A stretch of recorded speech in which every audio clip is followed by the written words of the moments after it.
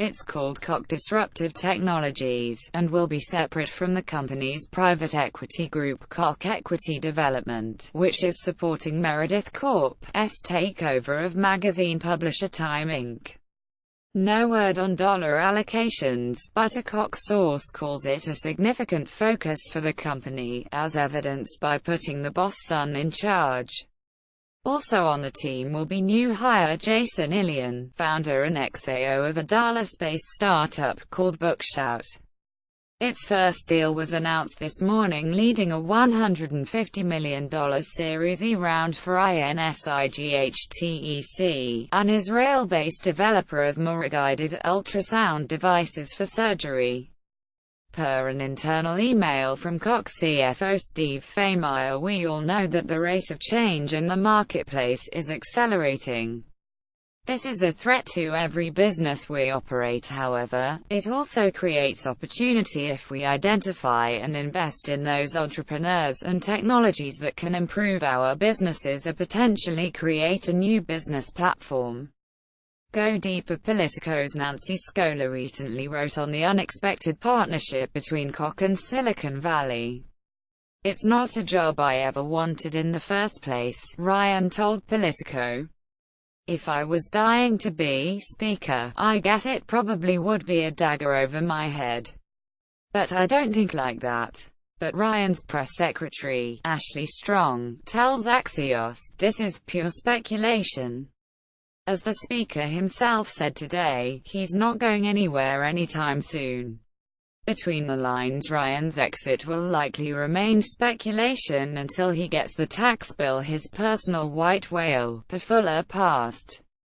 If Ryan publicly lets on that helps a lame duck, his fundraising capacity and deal-making leverage would be vastly diminished, making the House all the more difficult to govern, Politico reports. Trump called Paul Ryan after Politico's story broke and asked him if he was leaving.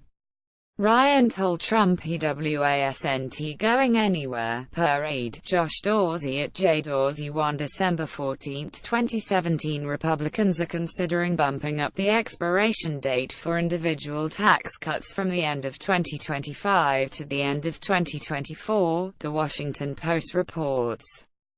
This would give them extra revenue to work with while staying within budget rules. The lower corporate rate is expected to be permanent, as it was in both the House and Senate bills. Why this matters? This is ammo for the argument that the tax bill is mainly for the rich.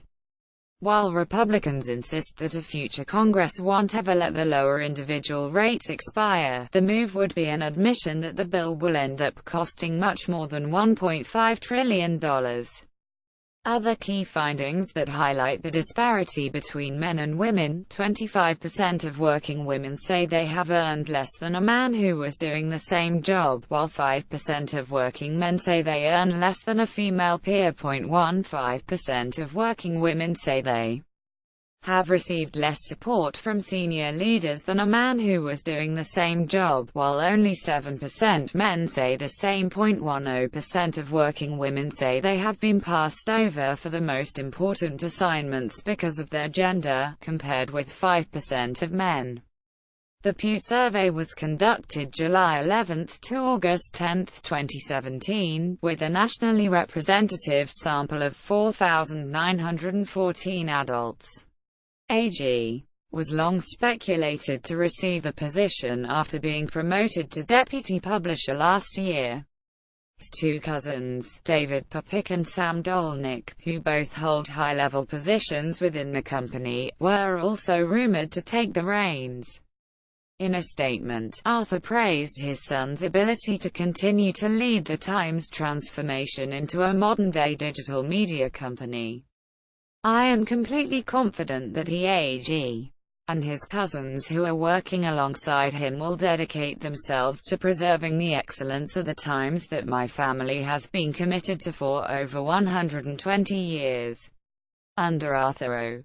Salzberger Jr., the New York Times has managed to transform the company into a consumer-first business that relies more on subscription revenue than advertising.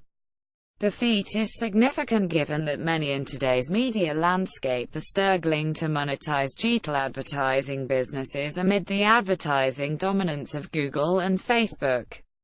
The Times recently announced that it now has more than 3.5 million paid subscriptions and more than 130 million monthly readers, more than double its audience just 2 years ago. Rep. Blake Farenthold RTX will not seek re-election following allegations of sexual harassment from multiple former staff members, Politico reports. When accused of using public funds to settle sexual harassment charges, Farenthold originally claimed he had done nothing wrong. The House Ethics Committee recently initiated an investigation into the claims, and today CNN reported that a former senior aide planned to tell you his damning account of Farenthold's misconduct. Key quote from the Post: "The result is without obvious parallel in U.S. history, a situation in which the personal insecurities of the president, and his refusal to accept what even many in his administration regard as objective reality, have impaired the government's response to a national security threat. The repercussions radiate across the government." U.S. retail sales were higher than expected in November, the Commerce Department announced Thursday, signaling the growing strength of demand from American consumers this holiday shopping season.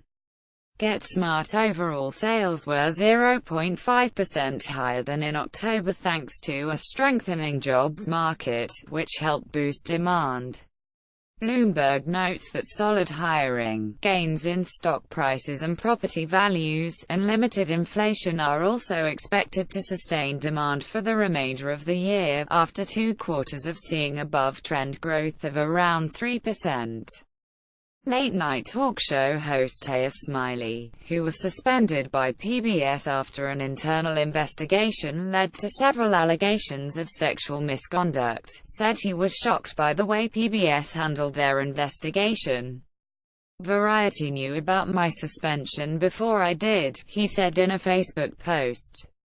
His side of the story: "To be clear, I have never groped, coerced, or exposed myself inappropriately to any workplace colleague in my entire broadcast career.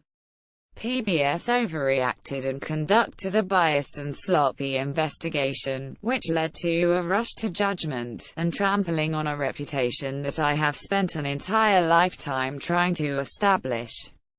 This has gone too far. And I, for one, intend to fight back."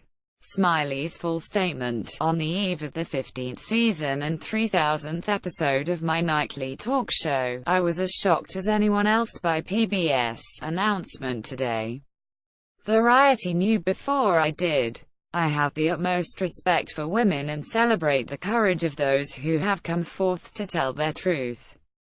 To be clear, I have never groped, coerced, or exposed myself inappropriately to any workplace colleague in my entire broadcast career, covering 6 networks over 30 years.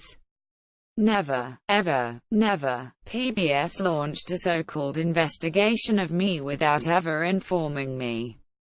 I learned of the investigation when former staffers started contacting me to share the uncomfortable experience of receiving the phone call from a stranger asking whether I had ever done anything to make them uncomfortable, and if they could provide other names of persons to call. After 14 seasons, that's how I learned of this inquiry, from the streets. Only after being threatened with a lawsuit, did PBS investigators reluctantly agree to interview me for 3 hours. If having a consensual relationship with a colleague years ago is the stuff that leads to this kind of public humiliation and personal destruction, heaven help us. The PBS investigators refused to review any of my personal documentation, refused to provide me the names of any accusers, refused to speak to my current staff, and refused to provide me any semblance of due process to defend myself against allegations from unknown sources. Their mind was made up.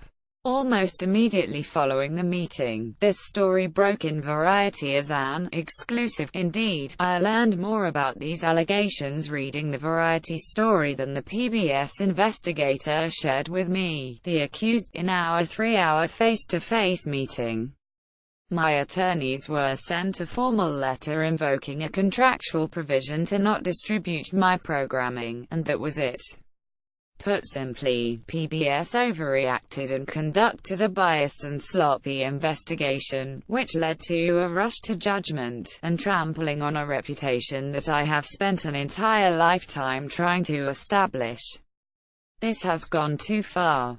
And I, for one, intend to fight back. It's time for a real conversation in America, so men and women know how to engage in the workplace. I look forward to actively participating in that conversation.